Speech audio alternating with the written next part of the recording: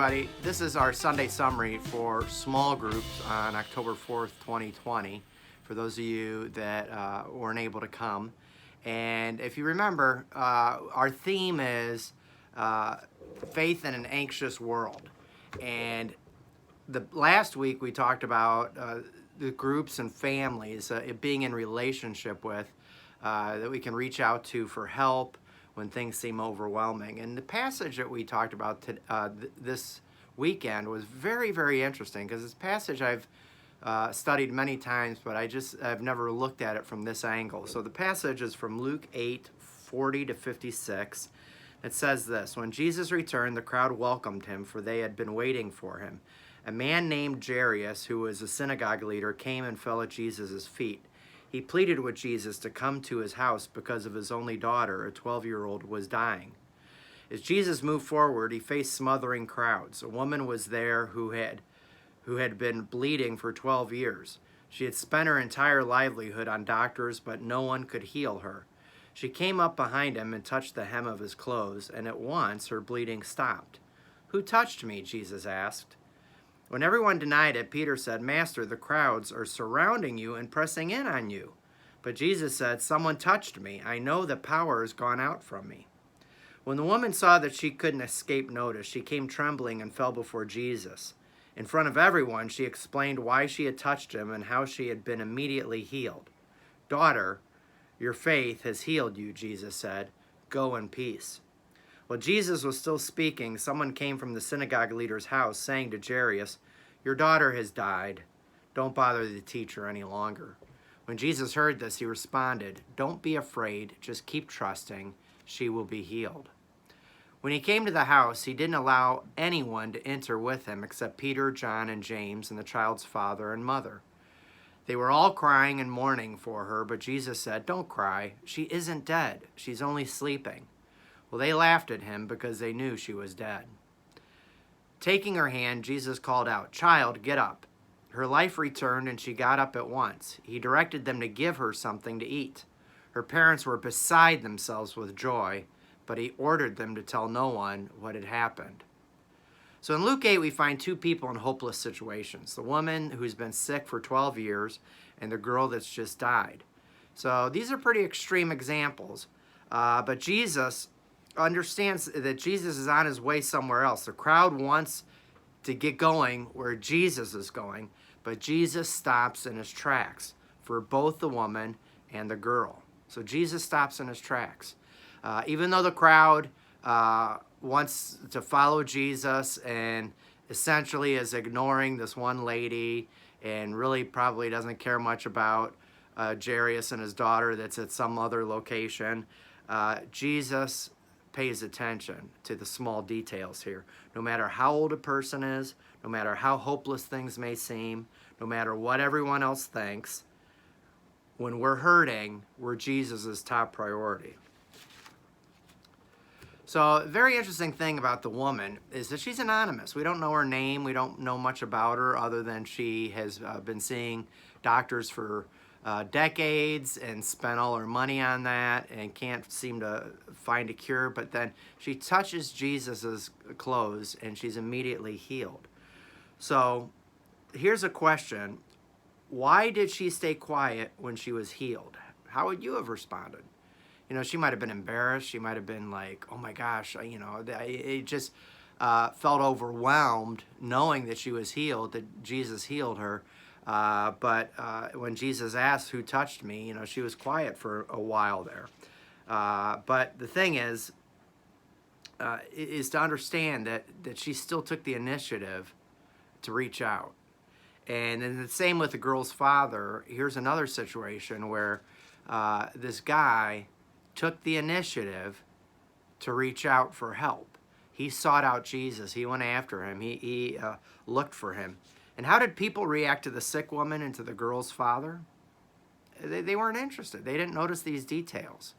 And it's very important for us to understand that when we struggle, or when people struggle with depression, anxiety, self-harm, or thinking of suicide, there's a lot of little details that if we're just paying attention, if we're just watching, we can pick up on them. But a lot of times we're oblivious to it. A lot of times we don't notice it.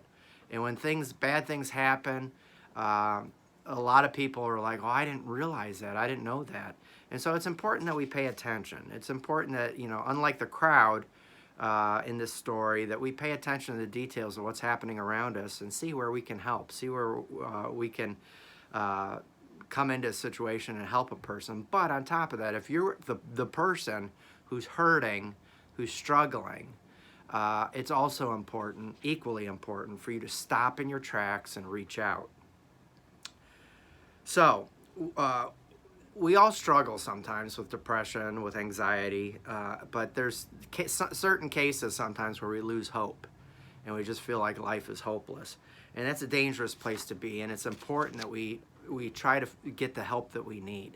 I shared my story, my personal story with the kids, where I've struggled with anxiety and depression for a couple decades now.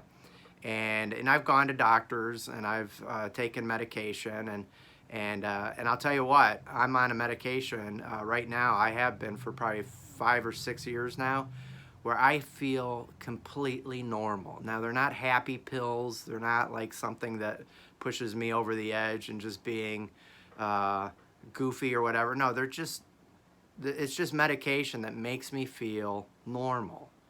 And I don't feel negative. I don't feel depressed. I don't feel anxious all the time.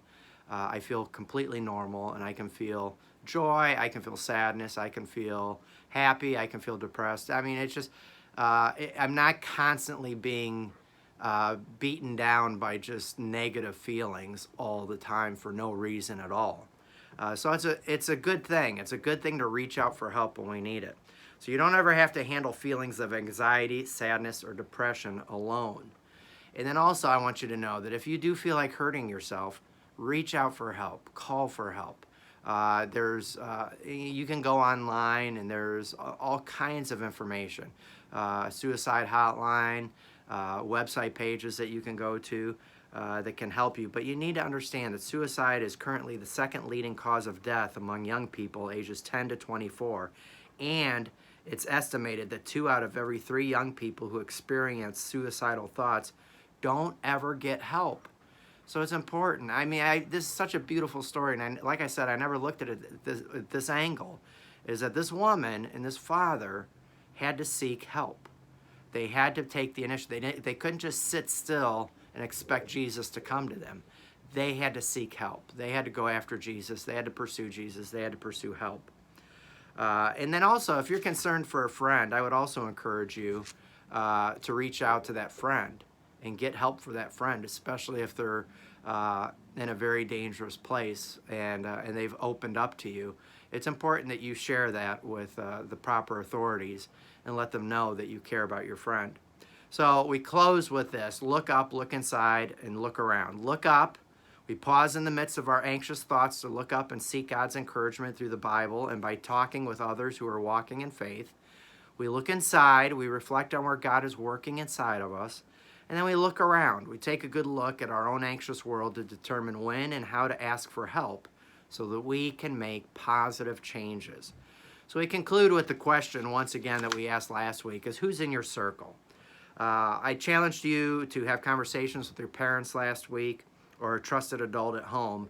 And here's why this is really important. You might be feeling fine now, but you're going to have days when you feel more anxious, sad, or unsure of yourself, and that's normal.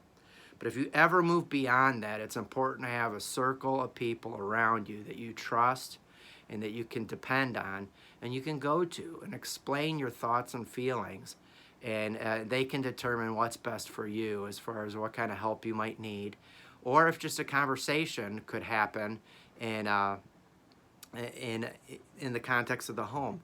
So please do that. Please do that. Every so often we have to have this talk about suicide and depression, and it's a talk that's important, but it just feels like, oh man, this is kind of dark.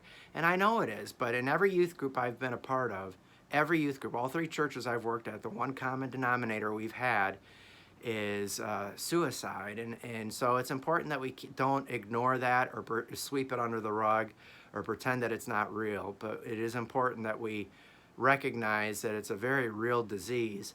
And if you're struggling with that, that you take the initiative to get the help that you need. So with that, we love you, we care about you, we hope this youth group is a source of support and help and love for you.